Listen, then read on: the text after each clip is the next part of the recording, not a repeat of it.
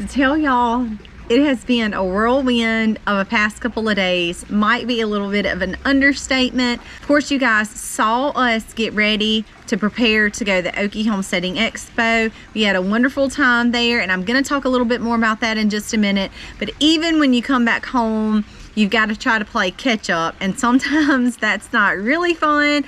I'm going to show y'all some of the goods and the bads that we walked into in just a minute. So before we get started on that, I wanted to share a little bit about the Expo. It was a great event, but this is what made it so great. I'm gonna read some of these things to y'all that come right off of the schedule, just to give you an idea of a variety. When we talk about, oh, it was a variety of knowledge, just listen. This is great.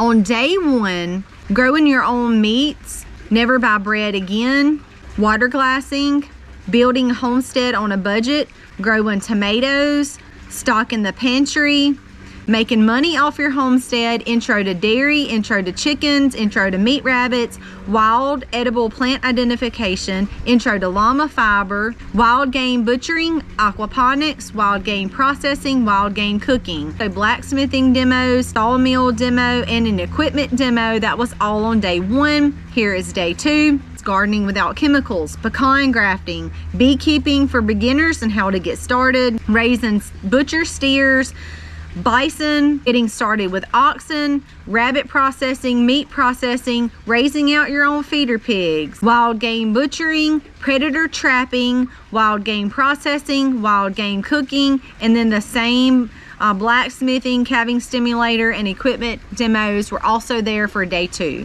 So as you can see, there was a huge variety, from processing demonstrations, simple things like in your kitchen, water glassing eggs, how to make homemade bread. All of these were live, like we're showing you what to do.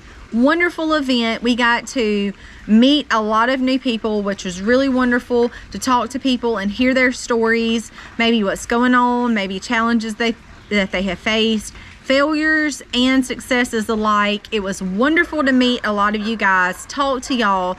We also got to catch up with old friends. VW was there, which is a family that we have known for several years. We got to see them at HOA back in 2019. We actually went to Joel Salatin's farm with them. They have a really nice farm. They have a YouTube channel. If you're not familiar with it, y'all be sure to check it out. You will love Ben and Andrea just as much as we do. Now I want to jump into what we come home to. So the good thing is right when we got home, it got a little cloudy, and I thought, yay, we're gonna get some rain, but we need to unload before the rain comes. We've got a lot of stuff to unload. Obviously, when you have 6 kids, there's a lot of stuff to unload. Passing the barn, yay, our American guinea hog had her baby. She had 5 babies right when we got home. This is our third full day to be home. This is our second full day to be home. Mama is still doing wonderful. Piglets are up running around. I've seen Mama nurse. She is being a great mama. Everything is great. We got everything unloaded. Everything went smooth. Right when we got everything unloaded, the rain started. I was like, yay, we need some rain. It started raining. Then it started pouring. Then it got real windy. So I thought, well, you know what? It's okay. Our ground really needed the rain. It's okay. We got up the next day and our wonderful corn was completely blown over. Y'all know, we've talked to y'all. This was one of the things that we discussed during our section, was gardening without chemicals. If you know anything about growing organically, corn is very, very hard to grow. Big, beautiful green stalks of corn organically, because we are not using synthetic commercial grade chemicals. We're not putting that on our corn. So we have tested corn and tested corn. We've tested spots, different methods. We've done lots of different things with corn. It is really difficult to grow corn when you're not growing with chemicals. So y'all saw us tear down our chicken coop. One of the very first videos that we showed y'all, our old chicken coop, because of the way the water flows down on the backside of our property, it holds a lot of water, and those boards had began to rotten out. Our chickens, we were constantly having to put new bedding in there because it was a smaller space. The water stayed in that area, and it was just not ideal for our chickens. So you guys saw us take that down. It sat for months. Our chickens had already been moved up into the barn. but told Colby it would be very stupid of us to not try corn in that spot. And it grew amazing. Now the soil is not very packed down in that area. So we planted the corn, and I don't know if we just didn't plant it deep enough, if the wind was just stronger than we anticipated, or if the ground, because the soil is not really compacted, it's really loose, that the roots just had not grown deep enough yet. But when the wind come through, it got my elderberry tree that was on the opposite side of the road. It completely laid it over when it laid our corn over, and I was devastated. I really don't want to use the word devastated, because when I think about devastation, I really think about tornadoes taking our whole house down, and we did not experience anything like that. But we were very upset because our corn was beautiful. It was thriving. It was doing amazing. More than we have grown corn year after year after year after year. And we do get corn. We do put it up in our freezer. It's not enough for our family. It usually will feed us for a couple of months. And of course, it is not beautiful with huge stalks, green as can be, because we don't use those chemicals. But we had achieved all of that by the straight compost that had already been broke down right where our chickens were. It was full of the nitrogen that it needed.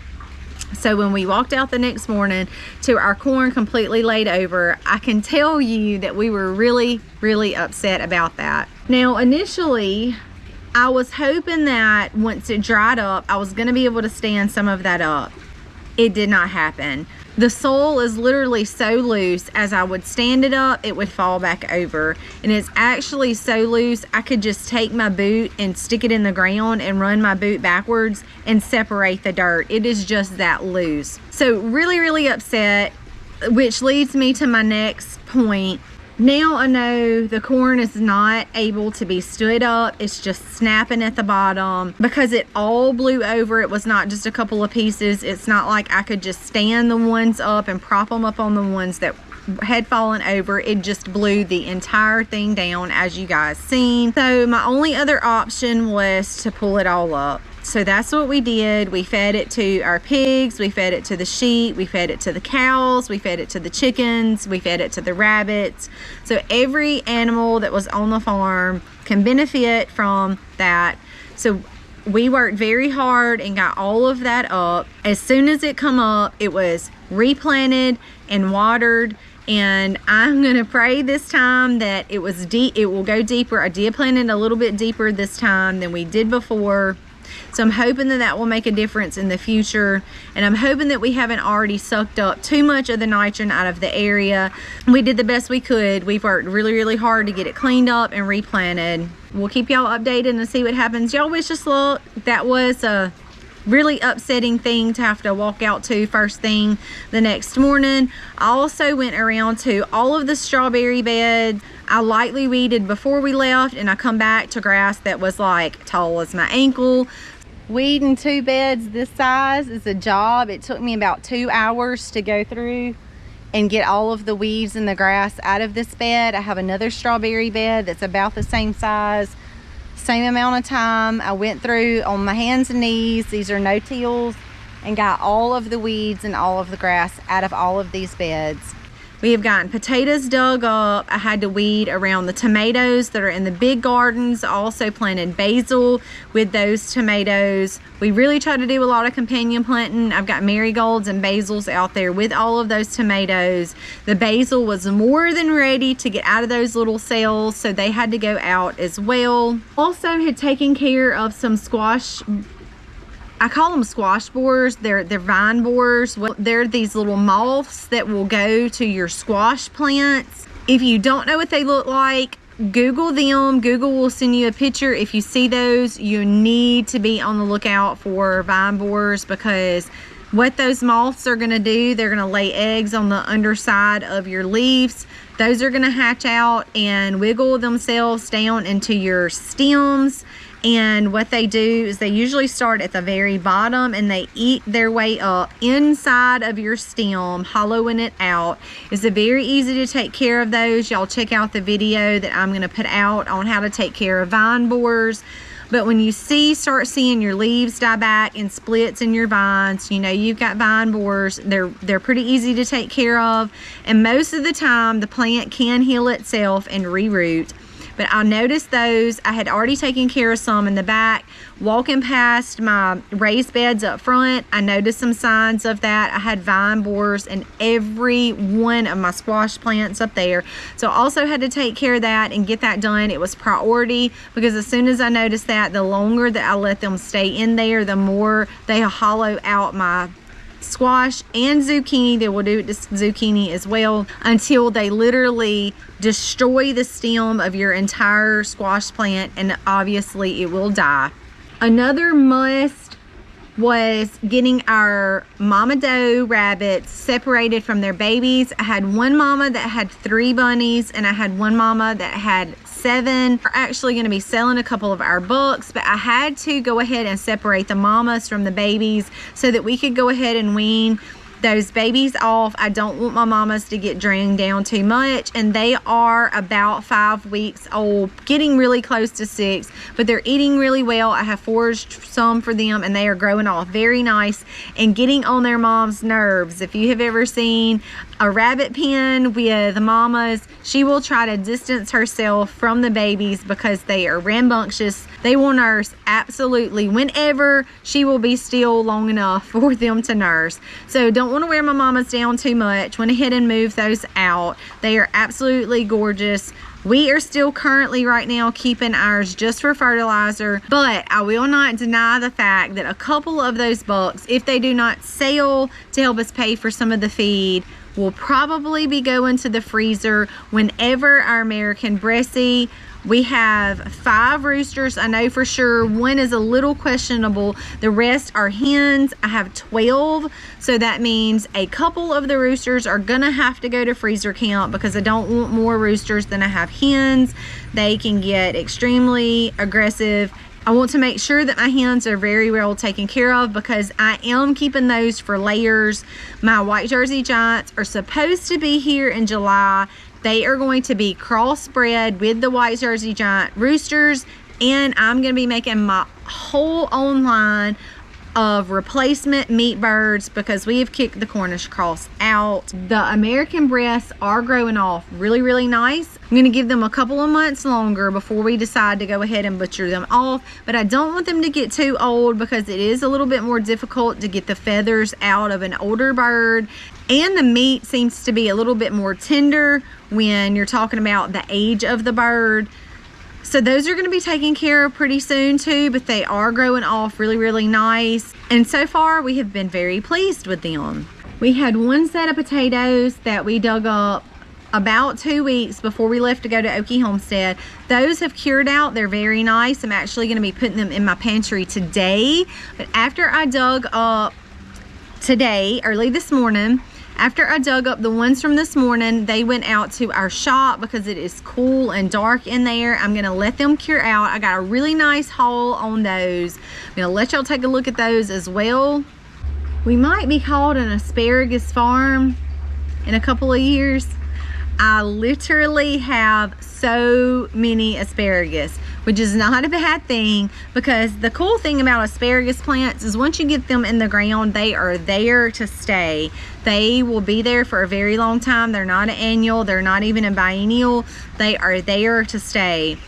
I have a handful back in the back. I was hoping that was going to be enough for us, but it's just not enough. They are just not making enough for our family. So I planted seeds this year from Baker Creek.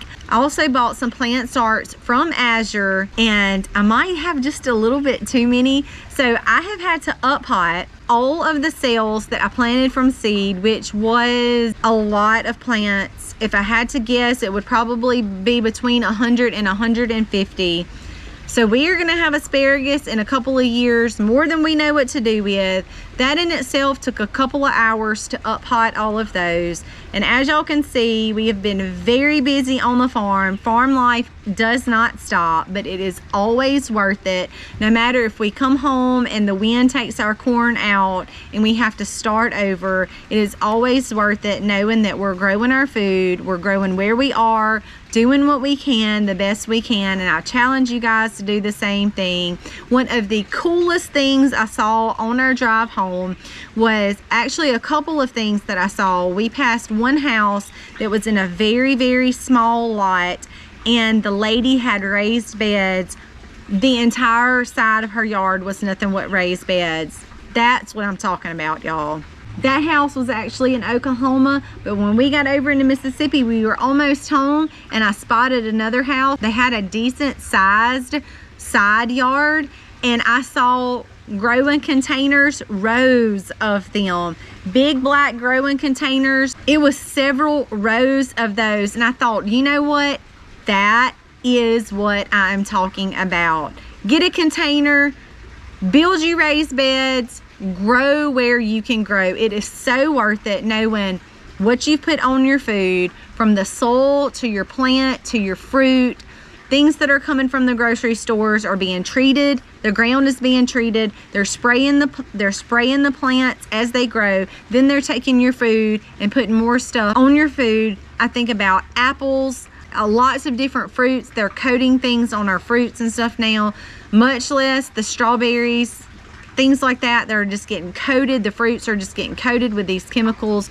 Y'all grow where you're at. It doesn't matter how little of a space that you have. If you can walk, you can do it. I challenge y'all to take that and do what you can, the best you can with what you got and where you're at. Y'all can do this. With all that being said, I hope you have a very blessed day. Happy homesteading, y'all.